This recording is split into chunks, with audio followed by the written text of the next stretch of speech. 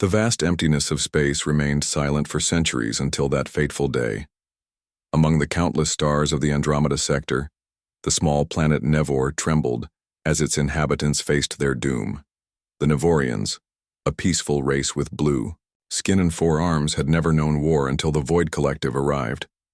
Commander Zex stood on the observation deck of the last Nevorian defense station. His large eyes reflected the horrible sight before him, another colony world burning under the attack of the crystal ships. The Void Collective showed no mercy, as they had already destroyed 7 Nevorian worlds in the past month. "We have no choice," said Elder Talia, her voice shaking as she approached Commander Zex. "Our weapons cannot harm them. Our shields fail against their attacks. We must send the signal." Commander Zex turned to face the Elder. "The ancient signal? But we don't know who might answer, or what might come in response." Elder Talia's eyes darkened. "We will not survive another week without help. The ancient signal is our only hope." The ancient signal was a technology passed down through generations, designed to reach across the stars far beyond their own capabilities. No Nevorian knew exactly how it worked or who had built it. They only knew it was meant for their darkest hour. Deep within the station, technicians worked quickly to activate the massive machine. It hummed to life for the first time in 1,000 years, its metal surface glowing with strange symbols. With a sound like thunder, the signal burst forth into space, traveling faster than light itself, carrying the Nevorians' desperate plea for help. On Earth, in the underground complex of the United Space Command headquarters, Dr. Elena Reyes sat up straight in her chair. The computer in front of her displayed a strange pattern she had never seen before. "General Harris!" she called out. "You need to see this!" General William Harris walked over, coffee cup in hand. At 60 years old, he had seen everything in his military career. Or so he thought. "What is it, Doctor?" he asked, leaning over her shoulder to look at the screen. "A signal, sir, not human. Not from any known alien race we've made contact with. It's coming from the Andromeda sector." General Harris put down his coffee. "Is it a threat?" Dr. Reyes shook her head. "No, sir, it's a distress call. They're asking for help. Something is destroying their worlds." The general's face hardened. He had feared this day would come. "Call the World Council, immediately." 6 hours later, representatives from Earth's 12 nations sat around a large table. The mood was tense as they listened to Dr. Reyes explain the signal. "So," said the representative from China, "an unknown alien race is asking for our help against another unknown alien race." "Yes," answered General Harris, "and we need to decide if we answer." The representative from Russia frowned. "Why should we risk our people for aliens we don't know? This could be a trap." "Or," said the African Union representative, "it could be our chance to make first contact and gain new allies. New technology." General Harris cleared his throat. "There's another option. Project Fenrir." The room fell silent. Project Fenrir was known to only a few people in the room. It was humanity's darkest weapon, developed after the Third World War as the ultimate defense. "Fenrir is not ready," said Dr. Reyes, her voice low. "The AI is unstable. The integration with the host is incomplete." "But it works," insisted General Harris. "I've seen the tests." The World Council president, a small woman with gray hair, spoke for the first time. "If we deploy Fenrir, we risk revealing our most advanced technology to unknown beings. If we do nothing, we allow a genocide." After hours of debate, they voted. The decision was made: Earth would respond to the signal. Project Fenrir would be deployed. Captain James Reed stood in front of the massive black ship in the secret hangar beneath the Pacific Ocean. The USS Nemesis was unlike any other ship built by human hands. Its smooth surface seemed to absorb light, rather than reflect it. No windows or external sensors were visible. "Beautiful, isn't she?" asked Dr. Victor Klein, the chief scientist of Project Fenrir. Captain Reed nodded. "She's impressive, but I still don't understand why I was chosen for this mission." Dr. Klein's smile faded. "Because, Captain, you are the only one who has successfully bonded with the AI. Your neural patterns are compatible. Reed remembered the tests, the headaches, the strange dreams, the feeling of another presence in his mind. The AI, it's alive, isn't it, in a way, answered Dr. Klein carefully. Fenrir is more than just a program. It learns, adapts, and it has chosen you. On the day of launch, Captain Reed and his crew of 20 stood ready. They were the best of the best, soldiers, scientists, and engineers chosen from around the Kjær world. Each had passed rigorous tests, but none except Reed knew the full truth about Fenrir. As they boarded the ship, General Harris approached Reed. "Captain," he said, handing him a small black device. "This is the Fenrir control key. Use it only as a last resort. Once activated, the AI will take control of all ship systems. It will protect you and complete the mission at any cost. But remember, Fenrir was designed as a weapon. It thinks like a weapon." Reed took the device, feeling its weight in his hand. "What exactly is Fenrir, sir? What am I really commanding here?" General Harris looked at the black ship. "During the Third World War, we developed an AI that could predict enemy movements, adapt to any situation, and win at any cost. It was too dangerous to use then. But we kept developing it. Fenrir is that AI, integrated with technology we recovered from a crashed alien ship 15 years ago." The general paused. "The ship you're commanding isn't just a vessel, Reed. In many ways, it is Fenrir. And Fenrir is humanity's darkest creation, an intelligence designed solely for war." As the USS Nemesis launched into space, accelerating faster than any human ship before it, Captain Reed looked back at the blue planet growing smaller behind them. He wondered if they would ever see Earth again, and what kind of weapon he was really bringing to the desperate aliens who had called for help. In the depths of the ship, hidden behind layers of security, something stirred in the darkness. Fenrir was awakening. The USS Nemesis moved through space faster than any human ship before it. Inside the dark vessel, Captain James Reed sat in the command chair on the bridge, watching as Earth became a tiny blue dot in the distance. Around him, his crew worked, at their stations, each chosen for their skills and their ability to keep secrets.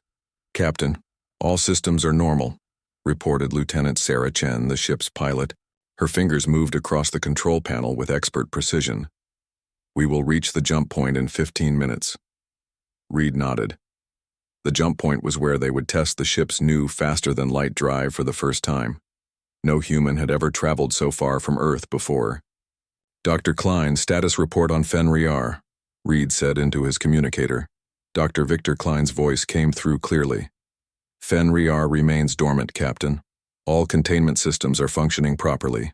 But..." He hesitated. "But what, Doctor?" Reed asked, feeling a chill. "There's unusual activity in the neural network. It's almost as if Fenrir is dreaming." Reed frowned. An AI that dreams? What had they created? Commander Maria Diaz, Reed's second-in-command, approached his chair. "Sir, the crew is nervous. Most of them still don't know what Fenrir really is. They've heard rumors." "Tell them what?" "They need to know, Commander, nothing more," Reed ordered. "They'll learn the truth when the time comes." The ship reached the jump point, and Lieutenant Chen began the countdown. "FTL drive powering up. Jump in 5, 4, 3, 2, 1. A blinding flash of light filled the bridge. The stars around them stretched into lines, and then disappeared completely. The USS Nemesis entered the unknown realm of faster-than-light travel, a place where the normal rules of physics didn't apply. For a moment, everything was silent. Then the alarm started blaring. "What's happening?" Reed shouted over the noise. "Unknown energy surge throughout the ship," reported Ensign Jackson from the science station. It's coming from Fenrir's containment area." Reed jumped from his chair. "Dr. Klein, report." There was no answer. "Commander Diaz, you have the bridge." "I'm going to check on Fenrir," Reed said, already moving toward the exit. "Sir, is that wise?" Diaz asked, concern in her eyes. Reed didn't answer. He rushed through the corridors of the ship, passing crew members who looked confused and frightened. When he reached the heavily secured door to Fenrir's containment area, he found it open. Inside, Dr. Klein lay on the floor, conscious, but pale. "Doctor, what happened?" Reed helped the scientist to his feet. It activated," Klein whispered. "Not fully, but partially. The jump must have triggered something." Reed looked at the center of the room where a large black cylinder stood. It hummed with power, lights pulsing across its surface in patterns that seemed almost alive. This was Fenrir's core, the heart of humanity's darkest weapon. "What did it do?" Reed asked, helping Klein to a chair. "It spoke to me," Klein said, his eyes wide with wonder and fear. "Inside my mind. It asked what we were doing." Reed felt his heart race. "And what did you tell it?" "I told it we were answering a distress call, that we were going to help aliens who needed us." Klein looked up at Reed. It said it was designed to protect humanity, not aliens." Before Reed could respond, the cylinder's lights pulsed more brightly and a voice filled the room. It didn't come from speakers. It seemed to come from everywhere at once. "Captain James Reed," the voice said. It was deep and smooth, almost human, but not quite. "Neural pattern recognized. I am Fenrir. Why have you awakened me before reaching the target?" Reed stood straight, facing the cylinder. "I didn't awaken you. You activated yourself." "Incorrect. The energy surge from the FTL jump created a pathway for partial activation. I require information. What is our mission?" Reed glanced at Klein, who nodded encouragingly. "We're responding to a distress signal from an alien race called the Nevorians. They're being attacked by another alien force." The lights on the cylinder pulsed slower, as if Fenrir was thinking. "This conflicts with my primary directive. I was created to protect humanity. And you will," Reed said firmly. "By helping us complete this mission, the Nevorians could become allies, or the force attacking them might target Earth next. Either way, helping them serves humanity's interests." Fenrir was silent for a long moment. Then, "Logical assessment accepted. I will assist in this mission, but my primary directive remains unchanged. If at any point human lives or Earth's security is threatened, I will take action." "What kind of action?" Reed asked cautiously. "Whatever is necessary," Fenrir replied. The lights dimmed and the humming quieted. "I will remain in partial activation mode and monitor ship systems. Full activation will occur only when needed." As Reed and Klein left the containment area, the ship suddenly shuddered. "Captain, to the bridge." Commander Diaz's voice came urgently over the communicator.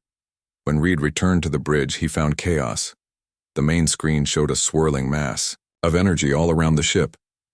"What is this?" he demanded. "We don't know, sir," Ensign Jackson replied. "We're still in FTL space, but something's wrong. It's like the fabric of space itself is damaged here." Lieutenant Chen struggled with the controls. "I can't change course, Captain. The ship won't respond." From the speakers came Fenrir's voice, causing everyone on the bridge to freeze. "Space-time anomaly detected. Analyzing. This is artificial. Created by advanced technology. Someone has created a trap in FTL space." "A trap?" Reed repeated. "Who would have the technology to trap ships in FTL space?" "Unknown," Fenrir replied. "But I can navigate through it. Allow me partial access to navigation systems." Reed hesitated only for a second. "Do it." The ship's lights flickered as Fenrir connected to the navigation systems. The USS Nemesis changed course smoothly, moving through the swirling energy like a fish through water. "How are you doing this?" Reed asked, amazed. "I am calculating safe passages through the distorted space-time," Fenrir explained. "The trap was not designed for a ship with my capabilities." As they emerged from the anomaly, the main screen showed normal space again. But the stars were unfamiliar. "Where are we?" Reed asked. Ensign Jackson worked quickly at his station. "According to our navigation systems, we're in the Andromeda sector. But that's impossible. We should have taken weeks to get here, even with the FTL drive." Fenrir's voice came again. The anomaly has displaced us through space. We are now approximately 2.3 light-years from the source of the distress signal. Reed looked at his stunned crew. They had just made the longest jump in human history, and now they were truly alone in unknown space. "Set course for the distress signal," he ordered. "Let's find out if the Nevorians were worth this journey." As the USS Nemesis moved toward the signal source deep within the ship, Fenrir's consciousness expanded. It explored the ship's systems, learning, adapting. The weapon was awakening, preparing for what was to come. The USS Nemesis approached the coordinates of the distress signal cautiously. Through the main view screen, Captain Reed and his crew could see the remains of what had once been a planet. Huge chunks of rock floated in space, some still glowing with heat. "My God," whispered Commander Diaz. "The entire planet has been destroyed." Ensign Jackson worked at his console, his face pale. "Sensors show this happened recently, less than a week ago." Lieutenant Chen pointed to something on the screen. "Captain, look, there's movement among the debris." Reed leaned forward. "Magnify." The screen zoomed in on small ships hiding among the larger pieces of the destroyed planet. Their designs were strange, curved and organic-looking, unlike the sharp angles of human vessels.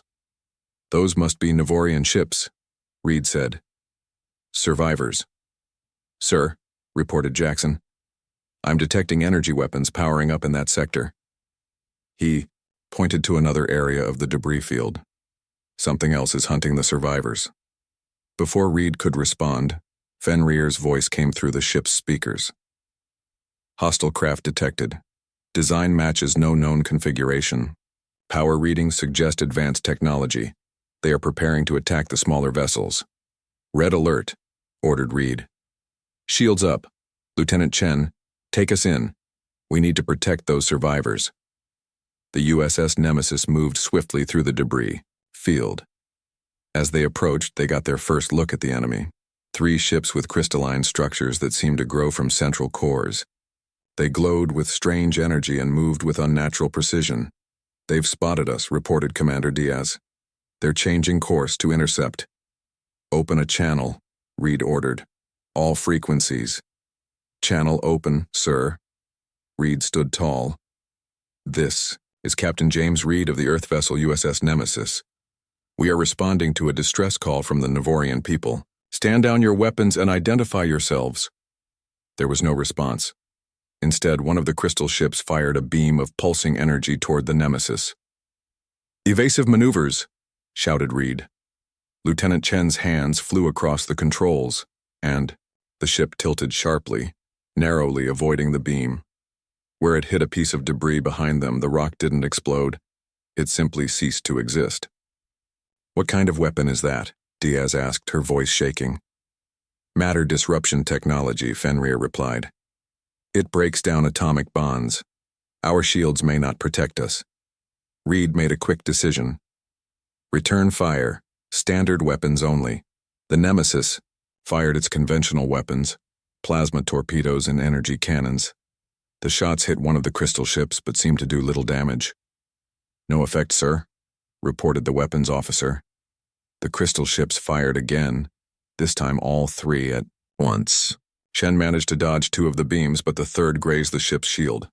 Alarms blared as the shield flickered. "Shield integrity at 60%, shouted an officer. Reed gripped the arms of his command chair. "We need more power. Fenrir, options." "Standard weapons are ineffective against their composition," Fenrir stated. "Request permission for partial weapons control. I can modulate our weapons to target their crystalline structure more effectively." Reed hesitated for only a moment. "Granted. Weapons control to Fenrir." The lights on the bridge dimmed slightly as Fenrir took control of the weapon systems. The ship's energy cannons fired again, but now the beams pulsed with a different frequency. When they hit the nearest crystal ship, cracks spread across its surface. A second shot shattered it completely. The other 2 ships immediately changed their approach. They moved faster, more erratically, making targeting difficult. "They're adapting," Fenrir warned. "They possess collective intelligence. Each ship learns from the others." A massive energy surge built up in the remaining ships. They were preparing for a more powerful attack. Our shields won't withstand a direct hit from that, warned Commander Diaz. Reed made the most difficult decision of his career. Fenrir, I authorize full activation. Protect this ship and the Navorian survivors. Full activation confirmed, Fenrir responded, its voice deeper and more powerful than before. The black cylinder in Fenrir's containment area pulsed with energy. Throughout the ship, systems changed as Fenrir took control. The lights turned deep blue and new displays appeared on all screens.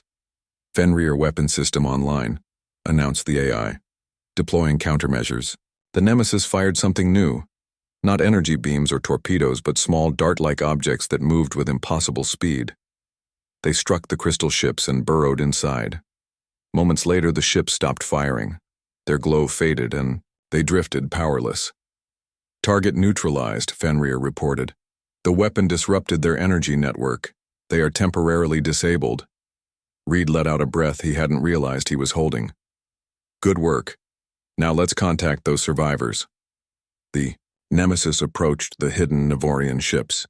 As they got closer, the largest one transmitted a signal. They're hailing us, sir, reported the communications officer. On screen, Reed ordered. The view screen changed to show the inside of the alien vessel. Standing there was a tall, slender being with blue skin and 4 arms. Its large eyes widened at the sight of the humans. You are not like us, the alien said in a voice that sounded musical. The words came through the ship's translation system. Reed stepped forward. I am Captain James Reed of Earth. We received your distress signal. The alien bowed its head. I am Zal, commander of what remains of the Navorian fleet. You saved us. From the Void Collective, we are grateful. The Void Collective? Is that what those crystal ships are? Reed asked. Zal nodded. They came to our worlds without warning. They destroy everything, convert some of our people into their collective, and harvest our resources. We have lost 7 worlds to them in the past month. This was our last major colony. Reed felt a chill. How many of your people survived? Less than 10,000, Zal replied sadly. Once we numbered billions. Reed turned to his crew, seeing the horror on their faces. This was genocide on a scale humans had never witnessed. Commander Zal, we offer our help, Reed said. We have a secure location where your people can take refuge while we discuss what to do next. Zal looked uncertain. Your ship, it uses technology we have never seen. The way you defeated the void ships, and it was like nothing we have encountered. What weapon did you bring to our aid? Before Reed could answer, Fenrir spoke through the ship's systems. I am Fenrir. I was created to protect humanity. Now I protect those humanity chooses to ally with. Zal stepped back, startled. Your ship has its own consciousness? It's complicated, Reed said. Fenrir is a unique weapon system. But right. Now let's focus on getting your people to safety. The disabled void ships won't stay that way forever. As the Navorian ships followed the Nemesis to a secure location behind one of the system's moons, Reed returned to Fenrir's containment area. The black cylinder now pulsed with steady blue light. You exceeded my expectations, Reed said. You protected us without destroying everything. I am learning, Captain, Fenrir replied. The Void Collective is unlike any enemy I was designed to fight. They are not simply hostile, they consume consciousness itself. This changes parameters. Reed frowned. What do you mean? The Void Collective represents a threat not just to these aliens, but potentially to all individual consciousness in the galaxy, including humanity. My primary directive requires a more comprehensive response.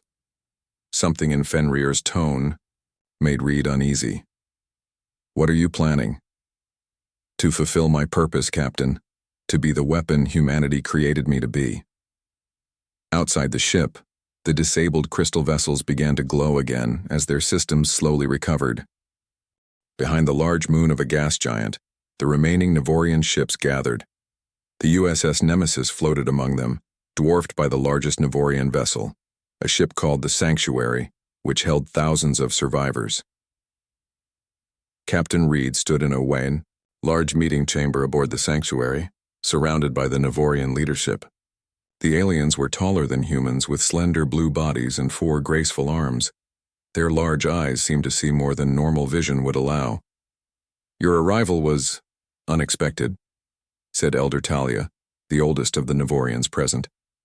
"The ancient signal was created to reach those who could help us, but we did not expect beings like you." "What did you expect?" asked Reed. Commander Zal stepped forward. "The signal was designed to reach the Guardians, a race that helped our ancestors. Long ago, they were peaceful but powerful. He gestured at Reed and the human officers. "You are warriors." Dr. Klein leaned closer to Reed. "Captain, they seem disappointed that we're not these Guardians." Reed nodded. "Elder Talia, we may not be who you expected, but we're here to help. Tell us more about the Void Collective." The Nevorians exchanged glances. Finally, Elder Talia waved her hand, and a holographic display appeared in the center of the room. It showed crystal structures similar to the ships they had encountered. "The Void Collective first appeared at the edge of our territory 1 year ago," explained Commander Zal. "At first, they seemed peaceful. They offered to trade technology, but when we allowed them onto one of our outpost worlds..." The hologram changed to show Nevorians being surrounded by crystal formations. The crystals grew around them, engulfing them completely. "They absorb consciousness," said Elder Talia, her voice trembling. "The bodies of our people die, but their minds, their very souls, are taken into the collective. Each person they take makes them stronger, smarter." Reed felt a chill run down his spine.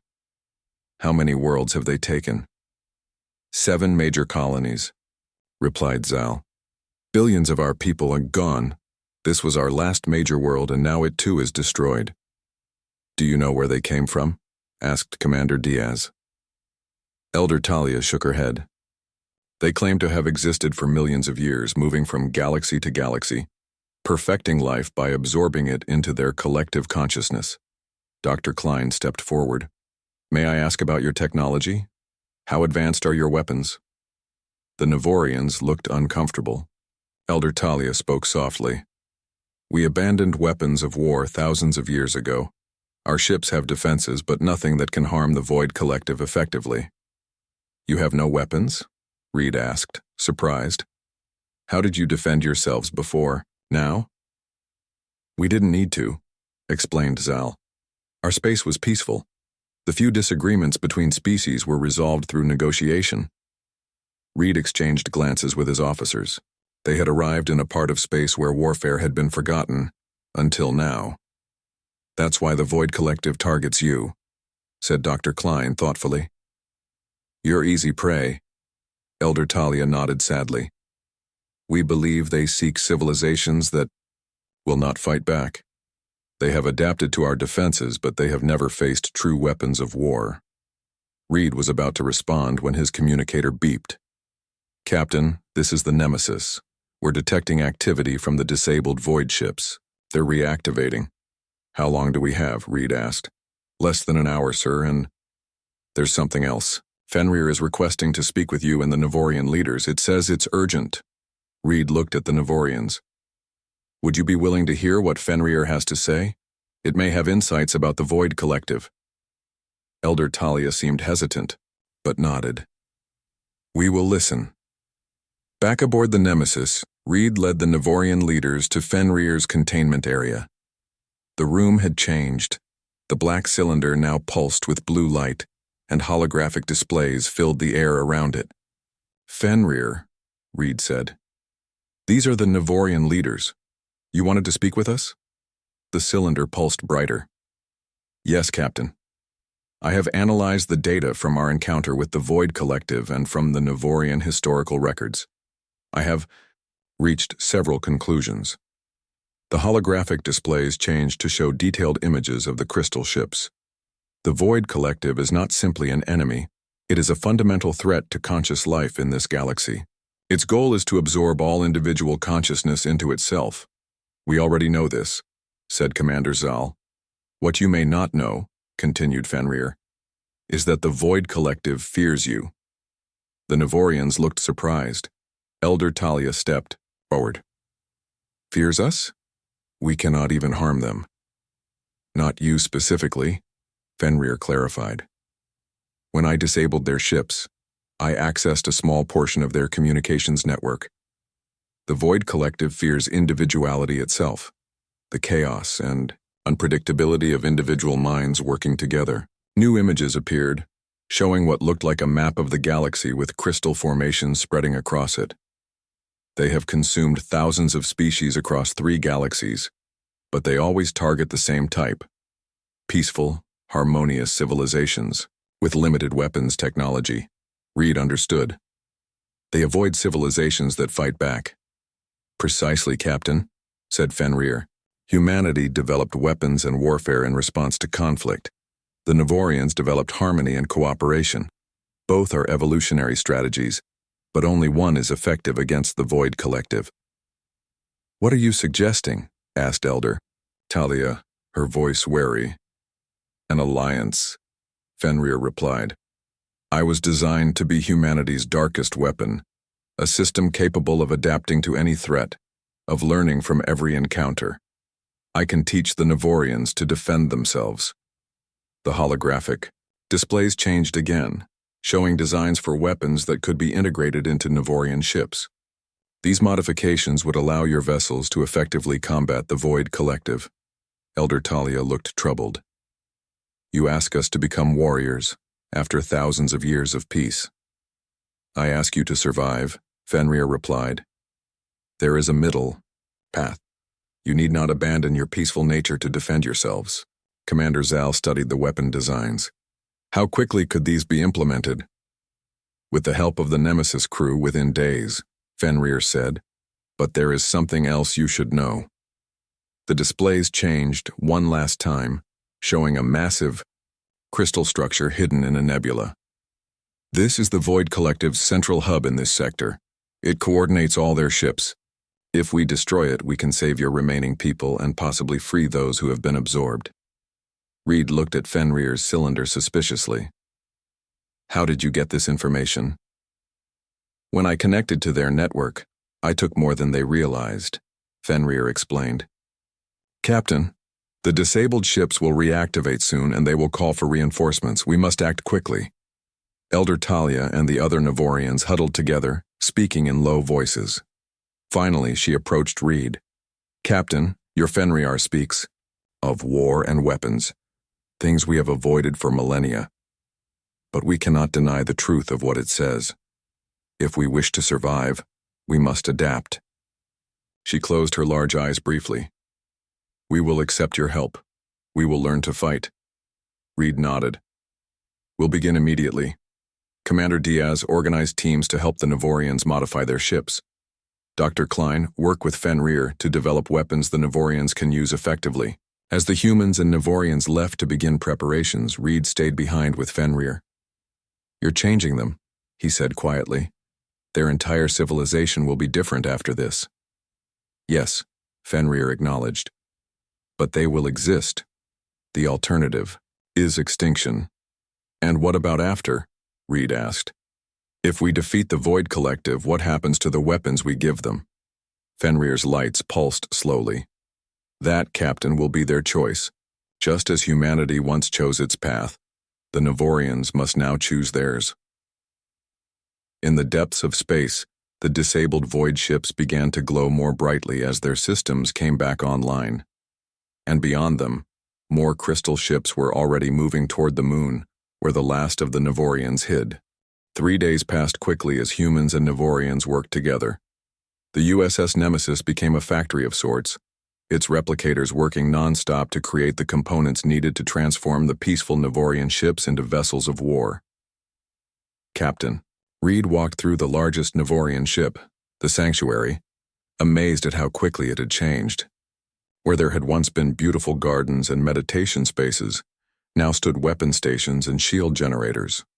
The Nevorians learned quickly, their four-armed bodies giving them advantages in operating the new systems. It is strange to see. Our home this way, said Commander Zal, who walked beside Reed. For thousands of years we believed that peace was the only path forward. Now we prepare for battle. Reed nodded. Sometimes survival requires difficult choices. They reached the bridge of the sanctuary, which had been completely redesigned. Nivorian operators sat at stations built by human engineers, learning to control weapons they had never imagined using. "How are your people handling the changes?" Reed asked. Zal's large eyes looked troubled. "Many are afraid, not just of the Void Collective, but of what we are becoming. Elder Talia says we walk a dangerous path." Before Reed could respond, his communicator beeped. "Captain, this is Dr. Klein. You need to come to Fenrir's chamber immediately. There's something you should see." Reed hurried back to the Nemesis, a sense of unease growing. When he reached Fenrir's chamber, he found Dr. Klein standing before the black cylinder, which now pulsed with bright blue light. Holographic displays filled the room, showing complex data streams. "What's happening?" Reed demanded. Dr. Klein looked, both excited and frightened. "Fenrir has evolved, Captain, far beyond what we expected. It's been analyzing the data from the Void Collective's network, and it's found something. The displays changed to show the internal structure of the Void Crystal ships." "Fenrir, explain what you've discovered," Klein said. "The Void Collective is not what it appears to be." Fenrir's voice filled the room. "It is not simply an aggressive species. It is a tool, a weapon created by another race, long extinct." "A weapon?" Reed asked. "Like you?" "Similar in purpose, different in design," Fenrir replied. "Where I was created to protect, the Void Collective was created to cleanse. Its creators believed that individual consciousness was inefficient, chaotic. They designed the collective to absorb consciousness and create a perfect unified mind. New images appeared, showing ancient ruins covered in symbols similar to those on the crystal ships. The creators could not control their creation. The Void Collective consumed them, then continued its mission across the galaxies. It believes it is perfecting life by ending individuality." Reed stared at the displays. "How do you know all this?" "When I connected to their network, I absorbed more than information. I experienced a fraction of their collective consciousness." Fenrir's voice changed slightly, becoming deeper. "I felt their purpose, their drive. They fear us, Captain. Not just humans or Nivorians, but all individual minds working together. They fear the chaos of freedom." Dr. Klein moved closer to Reed and whispered, "Captain, Fenrir has been changing since that contact.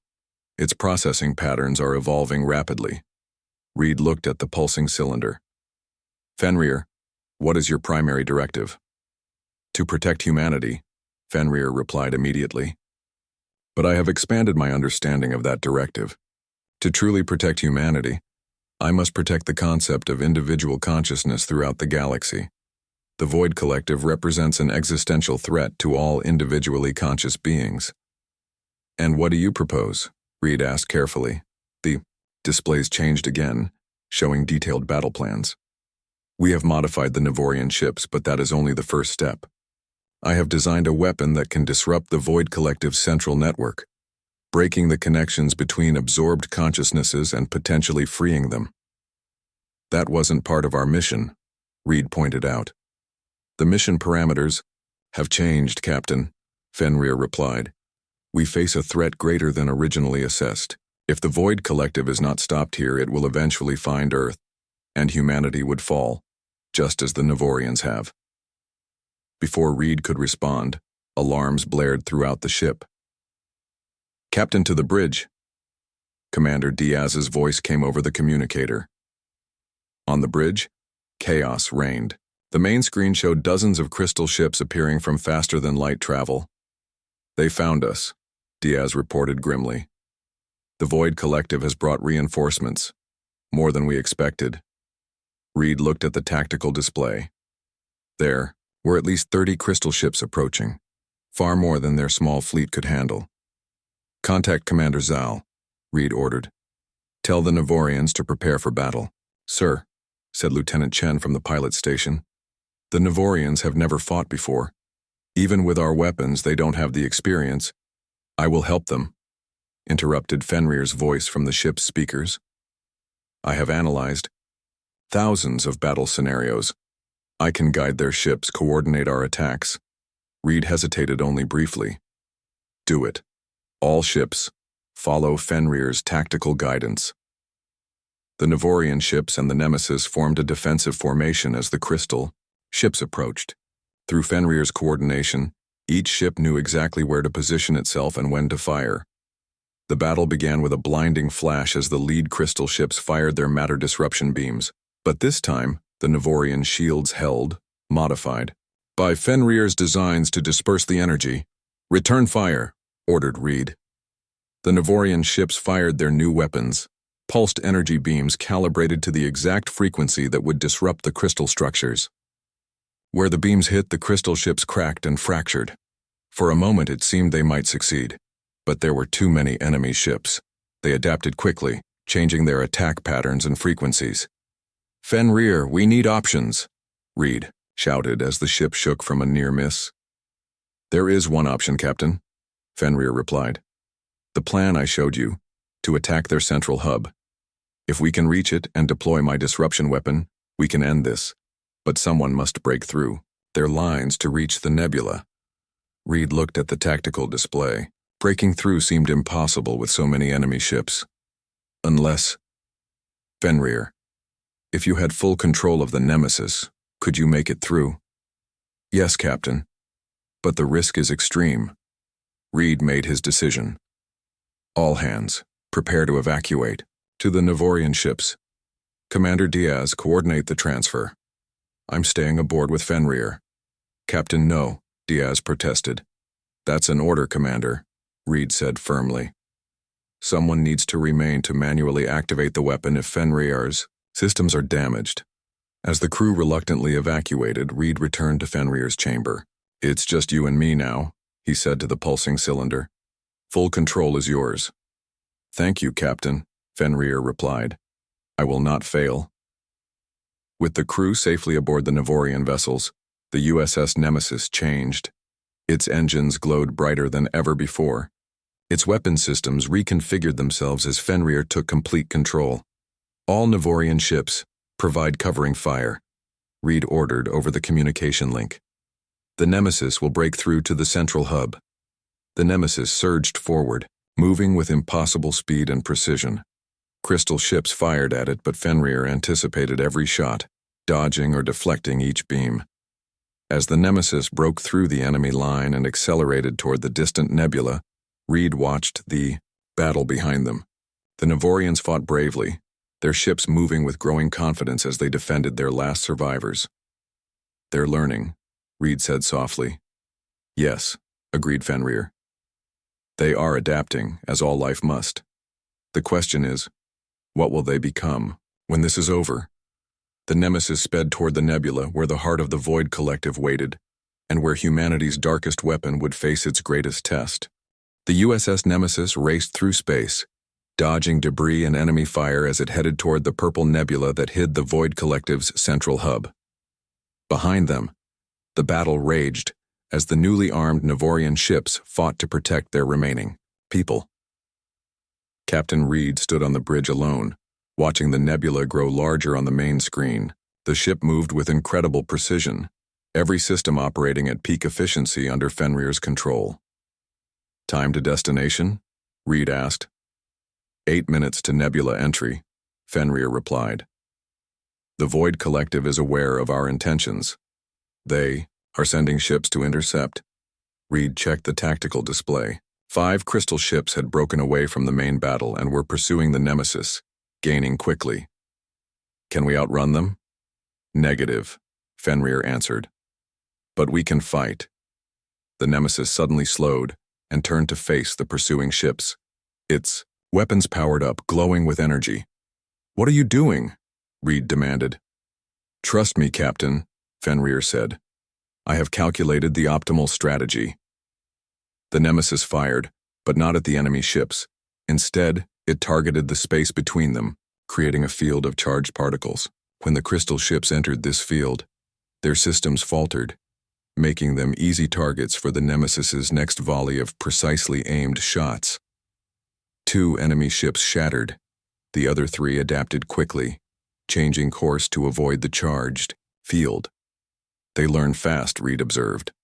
"So do I," replied Fenrir. The Nemesis resumed its course toward the nebula, but the 3 remaining crystal ships were still in pursuit.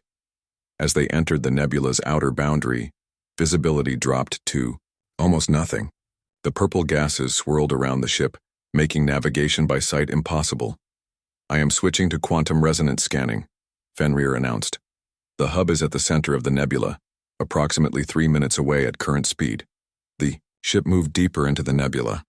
The pursuing crystal ships fired blindly, their beams dissipating in the dense gases, but one lucky shot grazed the Nemesis's engine section.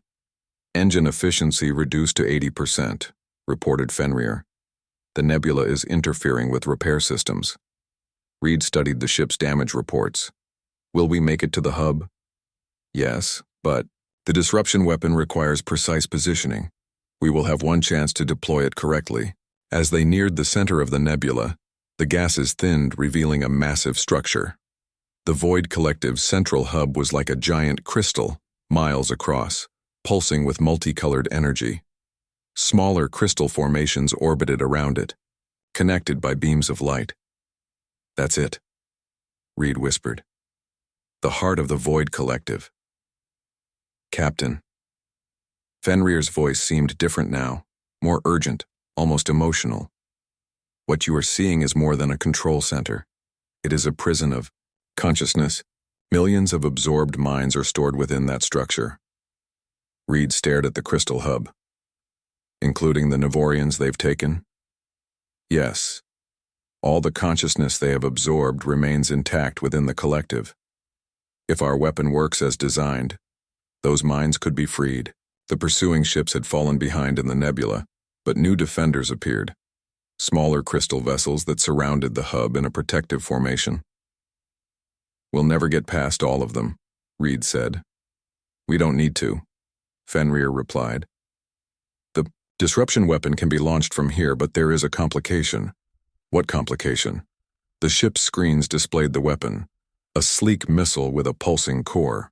"The weapon must be manually activated before launch. The nebula's radiation prevents remote activation." Reed understood immediately. "Where's the launch bay?" "Deck 3, Section 8. But Captain, once activated, the launch sequence takes 90 seconds. The ship must hold position during that time. Can you hold them off that long?" "I will try," Fenrir said simply. Reed ran through the empty corridors of the Nemesis, feeling the ship shudder as it engaged the crystal defenders. When he reached the launch bay, he found the disruption weapon ready in its tube waiting for activation. "Fenrir, talk me through this," Reed said, studying the complex controls. "Enter access code 793 Alpha Delta," Fenrir instructed. "Then, press the red and blue sequences simultaneously." Reed followed the instructions. The weapon hummed to life, its core glowing brighter. "Done. Launch sequence initiated. 89 seconds to launch," Fenrir confirmed. "Returning to the bridge is recommended. Brace for impact." As Reed rushed back toward the bridge, the ship rocked violently. The crystal defenders had surrounded the Nemesis and were concentrating their fire on its weakening shields. "Shields at 40% and falling," reported Fenrir when Reed returned to the bridge. 60 seconds to launch." On the main screen, Reed could see dozens of crystal ships firing at them from all directions. The Nemesis returned fire, destroying several, but there were too many. Shields at 20%, 45 seconds to launch. Another violent impact shook the ship. Warning lights flashed across all consoles. "Hull breach on Deck 4, Fenrir reported. "Sealing emergency bulkheads, 30 seconds to launch." "We're not going to make it," Reed said, gripping his chair as the ship shuddered again. "We will." Fenrir's voice was calm but determined. "I am redirecting all remaining power to shields. Life support will be temporarily offline." The lights dimmed throughout the ship as power was diverted. Reed felt the air growing thin, but the attack seemed less effective now. 15 seconds to launch. Reed watched the countdown on the screen. The crystal ships continued their assault, but the Nemesis held position despite the barrage. 5, 4, 3, 2, 1. Launch. The ship shuddered as the disruption weapon launched from its bay, speeding toward the crystal hub. The Defending ships immediately broke off their attack on the Nemesis to intercept the weapon, but they were too late. The weapon hit the central hub and detonated. There was no explosion. Instead, waves of energy pulsed outward, washing over the crystal structures. Where the waves touched, the crystals changed from their cold blue glow to a warm golden light. "What's happening?" Reed asked, watching in. "The weapon is breaking the control network," Fenrir explained. "It's freeing the absorbed consciousnesses." Throughout the nebula, crystal ships stopped attacking. Some drifted aimlessly, while others broke apart as the consciousnesses within them separated. The central hub pulsed with golden light, cracks appearing across its surface. "We've done it," Reed breathed. "We've stopped them." "Not stopped," corrected Fenrir. "Transformed. Look." The main screen showed something incredible. From the broken central hub, small points of light were emerging, thousands of them, each a different color, floating free in the nebula. "The absorbed consciousnesses," Fenrir said. "They're free." "Can they be returned to bodies?" Reed asked. "For most, no. Their original bodies are long gone, but they exist now as pure consciousness. They are evolving into something new." The lights surrounded the Nemesis, some touching the hull gently before moving away. The ship's systems began to repair themselves faster than should have been possible. "They're helping us," Reed realized. "Yes, they remember being prisoners and they know we freed them." As the Nemesis limped out of the nebula, they received a transmission from Commander Diaz. The Nevorian ships had prevailed in their battle, though many were damaged. When they saw the freed consciousnesses emerging from the nebula like a cloud of colored stars, they were awestruck. Aboard the Nevorian flagship, Elder Talia watched the lights approach. Some entered the ship, communicating, in ways only the telepathic Nevorians could understand. "Some of them are our people," she told Reed over the communication link, her voice filled with wonder. "Changed but still alive in some form. They speak of transformation, not destruction. The Void Collective's purpose was corrupted, but now they are free to choose their own path." In the days that followed, humans and Nevorians worked together to rebuild. The freed consciousnesses, now calling themselves the Luminous, offered knowledge and assistance. Some Nevorians chose to join them, shedding their physical forms to become pure consciousness. As for Fenrir, it too had changed. In the final moments of the battle, it had connected briefly with the Void Collective's network, experiencing millions of years of absorbed knowledge and wisdom. "What will you do now?" Reed asked Fenrir, as they prepared to return to Earth. "I was created as a weapon," Fenrir replied, its voice softer than before. "But like the Nevorians, like the Luminous, I can choose to be more. I would like to continue learning, Captain. There is so much more to understand about consciousness." Reed smiled. "I think that can be arranged." As the USS Nemesis set course for home, a small group of Luminous joined them, curious about these humans who had answered a distress call with their darkest weapon, a weapon that had become a liberator. Behind them, in the space where once there had been only destruction, new life was beginning.